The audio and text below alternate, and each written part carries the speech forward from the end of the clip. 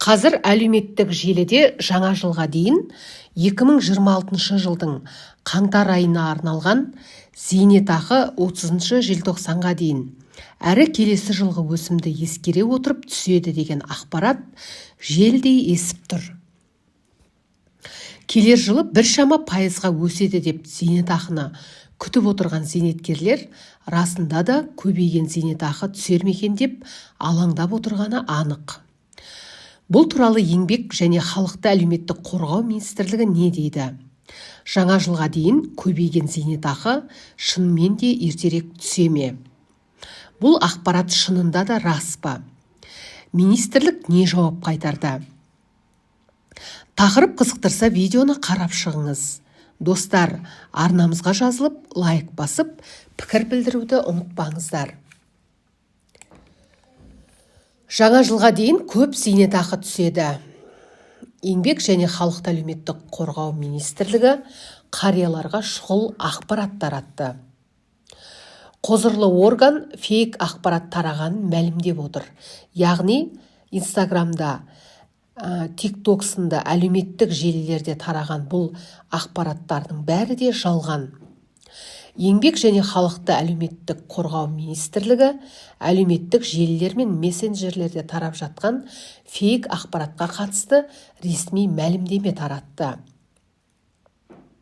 Дереккөзге сүйенсек, қазір 2026 жылдың қаңтар айына арналған зейнетақы 2025 жылдың 30 желтоқсанына дейін әрі келесі жылғы өсімді ескере отырып түседі деген фейк ақпарат тарап жатыр.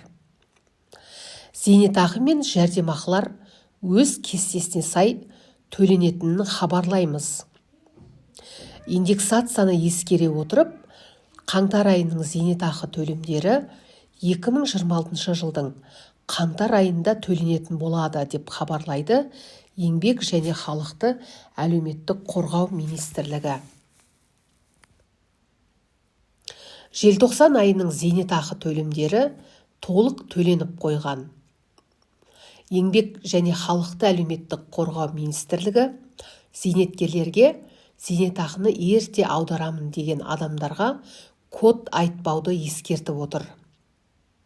Осы фейк ақпаратты, яғни жалған ақпаратты да кәдеге жаратқысы келетіндер табылатыны анық.